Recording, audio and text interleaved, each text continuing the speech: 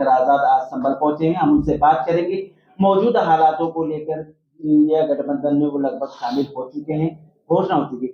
Chandrashekhar ji, India गठबंधन में आप शामिल हो चुके हैं, पहले अखिलेश जी से काफी नाराजगी रही, लेकिन आज दोस्ताना अंदाज है, वो सारी चीजें हैं।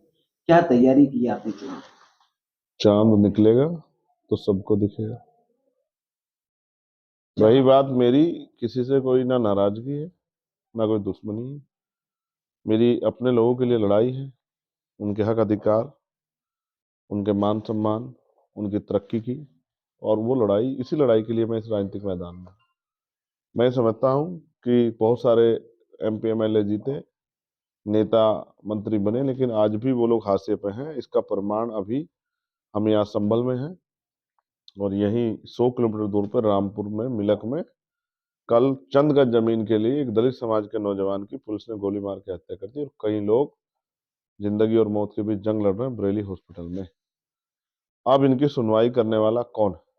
उन्हीं की लड़ाई लड़ने के लिए, जाने के लिए मैं यहाँ बैठा हूँ। पुलिस ने मुझे रोक रखा है। उनका कहना है कि आपके जाने से लोगों में गुस्सा पैदा होगा। गुस्सा तो इस बात से पैदा हो रहा है जो अन्याय उनके साथ हो रहा है। मैं तो उनके आंसू पूछना चाहता हूँ, उनकी आवाज बनना चाहता हूँ, इसलिए जाना चाहता हूँ। और इसीलिए मैं राजनीति में आया हूँ, क्योंकि मैंने महसूस किया कि इनकी आवाज उठाने वाला कोई नहीं। चंद्रशेखर जी, लगातार आपका मिशन, लगातार आपकी जो सेवाएं हैं, आप लोगों में जा रहे हैं। दलित और मुस्लिम समाज में जो अत्याचार उत्पीड़न की घटनाएं आ रही हैं, क्या बसपा सुप्रीमो मायावती की कोई जिम्मेदारी नहीं बनती? क्या वजह है, क्यों खामोश है? जिम्मेदारी किसी को दी नहीं जाती, जिम्मेदारी उठाई जाती है। जिसकी जब समझ में आता है वो जिम्मेदारी उठा लेता है, और जब उसका मन करता है कि मुझे जिम्मेदारी उठानी, तो हमारे यहाँ कहावत है, मार बांध के किसी को रखवाला नहीं बनाया जाता है।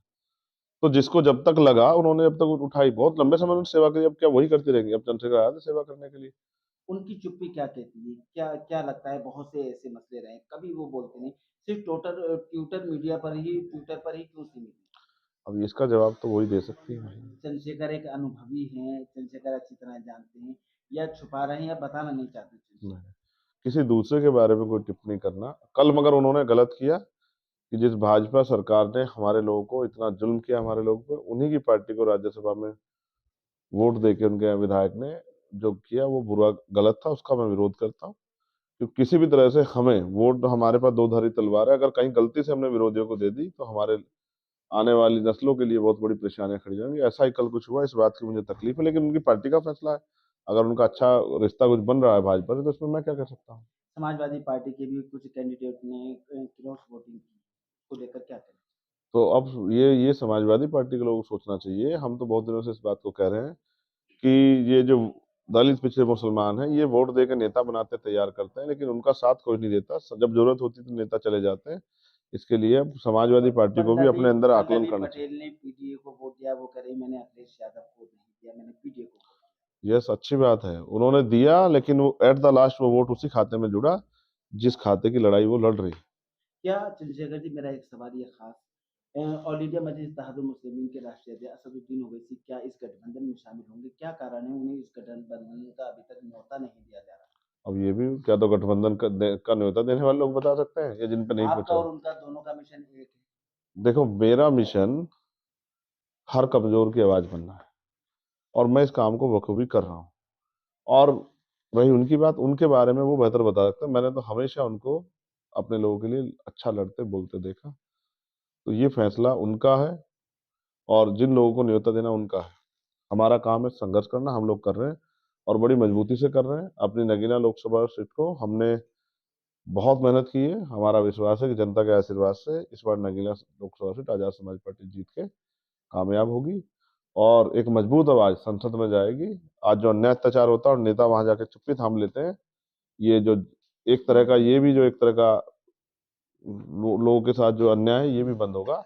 जो वोट देके जनता ताकत देती है, उनकी ताकत बनने का काम नेताओं को करना चाहिए। ऐसे इसके लिए हम लोग तैयार हैं। चंद्रशेखर जी, राहुल गांधी लगातार भारत जोड़ो न्याय यात्रा निकाल रहे हैं, क्या लगता है वो परिवर्तन देश में आएगा? क्या इंडिया गठबंधन कामयाब हो पाएगा इस परिवर्तन यात्रा से? देखो, जनता को ही खड़ा होना पड़ेगा।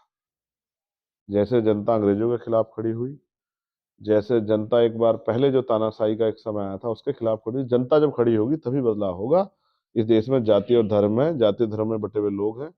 जब तक जाति को ओवर क्रॉस करके, जाति को निग्लेक्ट करके लोगों आपस में भाईचारा पैदा नहीं करेंगे, तब तक जनता खड़ी नहीं होगी। जब तक जनता खड़ी नहीं होगी तब तक भारतीय जनता पार्टी से मुक्ति नहीं मिलेगी। ईवीएम, सरकारी मशीनरी, पैसा, साधन, अभी हो सकता है शाम तक खबर खबर खबर आ जाए कि हिमाचल में भी बनी बनाई सरकार शायद गिर जाए।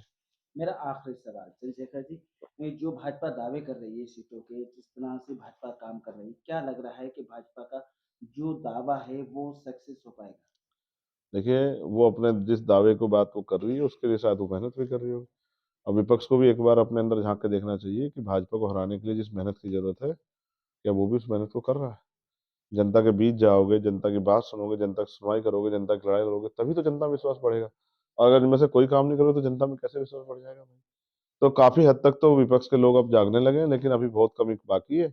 और बाकी जनता को तय करना मेरे और आपके हाथ में। मेरी भी एक ही वोट गिनी जाएगी और आपकी भी। तो ये तो लोकतंत्र है, जमहूरियत है। लेकिन जमहूरियत का सच ये था, इसका जो है, जिस बात के लिए जमहूरियत आया उसका निर्णय ये था कि जनता की सुनवाई होगी, जनता के द्वारा कानूनों पे जब कानून बनेंगे, जनता से राय मशवरा होगा, जनता के लिए कानून बनेंगे। अब तो जनता के खिलाफ बनते हैं। सीए आया, एनआरसी आया, किसानों के खिलाफ आया, जीएसटी लगा के व्यापारियों के खिलाफ आया, अब जो है ड्राइवरों के खिलाफ आया, SC/ST एक्ट पर सुप्रीम कोर्ट ने फैसला दे दिया।